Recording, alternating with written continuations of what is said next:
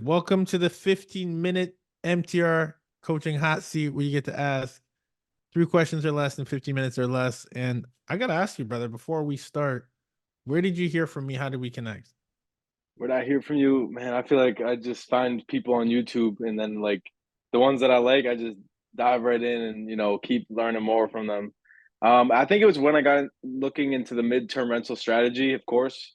And then your videos popped up, a couple others popped up, and yours are pretty interesting. I'm not gonna lie. Thanks, man. Hope you did. I get a subscribe from you or what's up? Oh, of course, first video. You asked, I provided. Thanks, brother. How can I help you, man? I don't think I have a cheat sheet here that shows me the questions that you submitted. So, but you get 3 of them. So shoot. I don't know if I didn't get it, but it's all good. You can do it in real time. Cool. I lost him, so I actually kind of created new ones. So it's good that it worked out that way.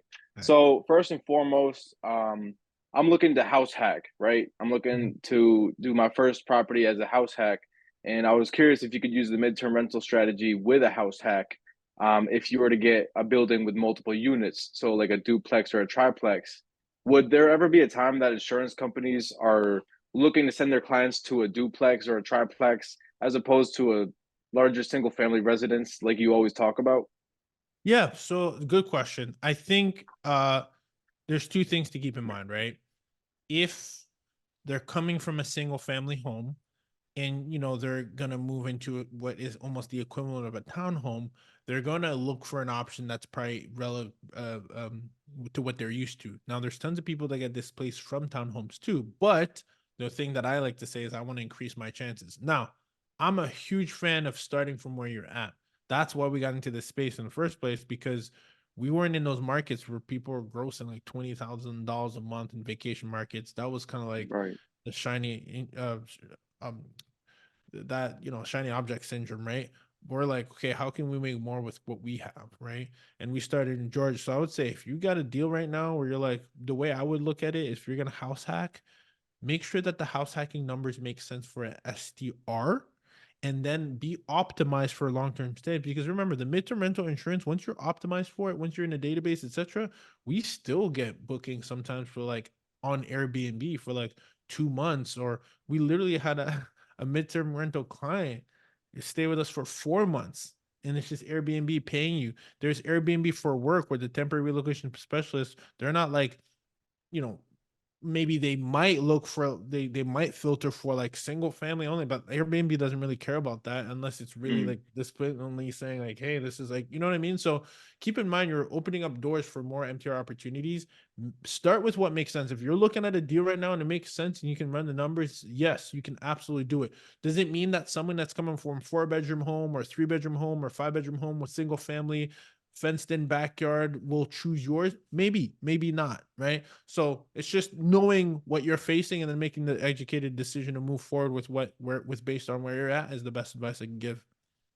Okay, cool. That's a great answer. Thank you. Let's see. So this one was kind of, I feel like it's an easy question, but it was, when does midterm rentals just absolutely not make sense for your exit strategy? Like when would it just, Yeah, you sure. shouldn't even consider it? That's an easy one. So when you're in a market that doesn't allow you to do STR as an exit strategy. So if you're in a place where it says HOA, you're not allowed to do less than 30 days, I wouldn't do the midterm rentals, because you basically have no backup plan. And the last thing I want to do is be like, oh, Ruben, man, like, listen, I've been like starving for the last 3 months. I haven't gotten an insurance inquiry or anything, and I can't make money on Airbnb, and the long-term rentals numbers don't make sense. I don't know what to tell you, Mm. dude. That's not for me. That's not an asset I would invest in. Like, I want to have as many chances as possible to have an exit. If if you can hit the 3, that's like, let me know. But it should at least be, can this work as an STR? Yes. What are the regulations? Is there license in play? Okay, great. What does it cost me? Is there any foreshadowing of regulations being like obsolete at some point? Maybe that works in my favor if I get one now, or maybe it's like, we're green. Okay, great. What are the MTR? The MTR number.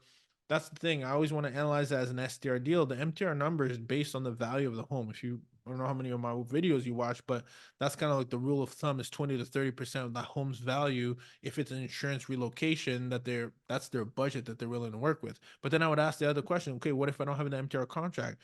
Am I close to a hospital? Am I close to a metro city? Like those are the asset type and the location, the fundamentals of real estate are still apply, right? Then I would like a look at maybe third, and I don't look at this today is like could I long term rental it? And usually the numbers don't check out anymore, especially with these interest rates. That I at least want two exit strategies. But if you go into a deal, be like, hey Ruben, I'm in an HOA.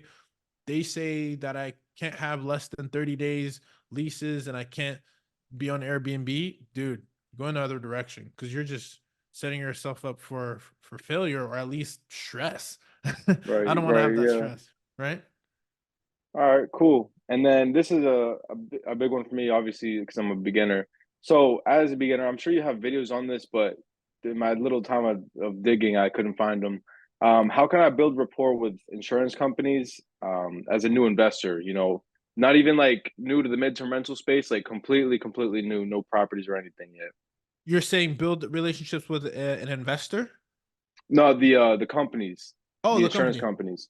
Yeah, lowest hanging fruit. The building the relationship starts with where do they hang out, right? Where are they looking? That's going to be in the databases. That's the lowest hanging fruit. So, you've heard of like the ALE solutions. You've heard me say that Yeah, CRS, THD. When you get your property, it's an absolute must that you list your property in a database. Takes 2 seconds. Half of them don't even require you to have pictures. Enter them there because that's where they're looking. The second one is Zillow Rental Manager. That's where they're looking. They're looking online. They're looking at first their database, then they're looking online. Then they'll go on Airbnb. Then the third, it's Airbnb. Like I want to make sure I'm there. I want to make sure I'm wide open. My calendar's wide open. I use the duplicate listing strategy that I implement. I know I teach a lot of my students about that, where you have one STR listing and one MTR listing. The MTR listing is wide open so that you're open for business, but you don't allow yourself to get booked instantly by removing instant book. And that allows you to at least have visibility in the marketplace where you're raising your hand. You're saying, hey, I welcome long-term stays with my furnished accommodation. So those are the lowest hanging fruit. Once you get a first contact that reaches out to you, then it's just like me and you. We'll foster a relationship. Maybe we get to meet again, Jack. But I reach out, hey Jack, how's the search going, man? Everything good? Did you land a contract? Did you find that house hack? You're just checking in, see how you can help. You're building a relationship naturally, right? You start with one, and then I might say, hey Jack, by the way, and this is if I am licensed, but I'm not like literally seeking out for your business. But I might say, hey, what state are you based in, by the way, Jack? oh, New Hampshire. New Hampshire. Okay, cool.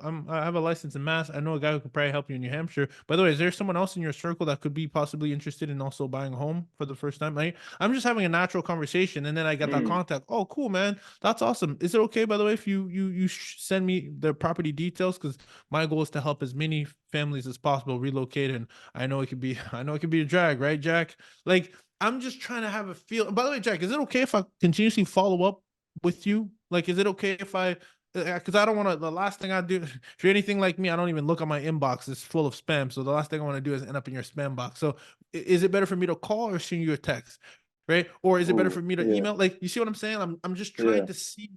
Like I'm giving you options, and then we build a relationship. So just like any fundamentals, how to win friends and influence people is a great book for that.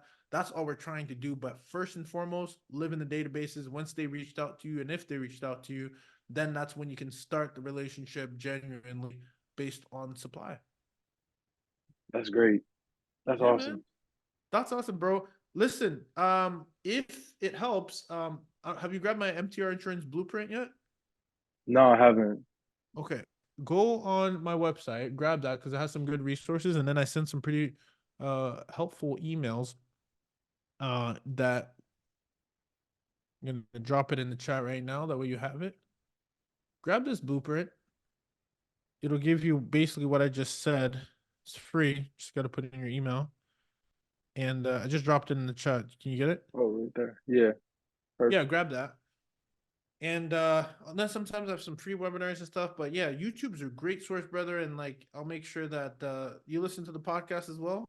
Oh, yeah, Lots of good stuff, man. And obviously, yeah. if I can be of any help, I'm glad you're able to come in here and ask questions in the flesh. That shows me your commitment. But New Hampshire, first time buyer? Yeah, I'm actually going to be buying in North Carolina and making the move. I graduate school in about 2 to 3 months. So Well done, I'm man. hitting the road. You're ahead of the pack, bro. North Carolina is a great market. And Yeah, I can't wait. I have a few connections out there. So if you're on Instagram, just DM me and I can kind of send you a few guys. I know Jeremy Ward and we were just on the pod together. He's based out there too. Michael Alfonte, Mike Riley. There's a lot of people out there. Andy, the guy who's just on the MTR hot seat, is out there too. So you're in a great market. You're in great company, man. And I'm so Right glad you're on. getting started early, right after school. Me too, man. I'm dying to. I can't wait. Do it. House hacking, bro. Start with that. If you can leverage another big leverage point that we've used, and I can tell you that I've helped a lot of people is when you're looking, your realtor might not always know this. So if you are looking, are you currently looking or you're under contract or what? Oh yeah, I'm looking. I don't have anything under contract unless I'm Okay, gonna cool. wholesale it. Here's a little hack, and you can thank me later.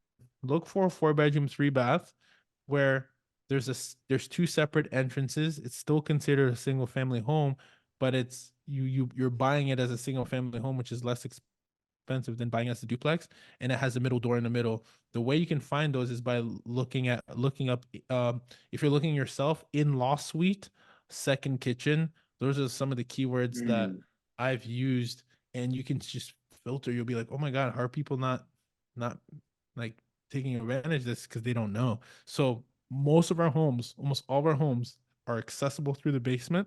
Like that means like when you open up the door, you can see outside, and they have two entrances, and either have a middle door or you can add a middle door, and that is your duplex, my friend. And I always have a perfect. bathroom downstairs, upstairs. There's a home I literally bought like that with two kitchens already. It's called an in-law suite. Look for that and house hack that, and let that just be the one that takes you to the promised land. That's crazy. Can I put that in like Zillow? Do they have a Yeah, feature yeah, like that? yeah. Oh, for real? Zillow, Realtor.com. DM me if it doesn't work. But like that's what one of my buddies that I helped, because I helped him get a property and I had was on the MLS. I'm like, how did you get that? He's like, oh, I just put it in law suite. Shout out to No Brian way. Hatcher. That's my guy. Try it in one of Zillow or Realtor.com. In law suite, second kitchen as a keyword, and it'll pop up and it'll start filtering. You'll have some good gems to buy because your lender is gonna look at that as a single family home and it's really a duplex. Right Free on. game. Damn, that's gold. Sure. Absolutely, man. Appreciate it. Listen, man.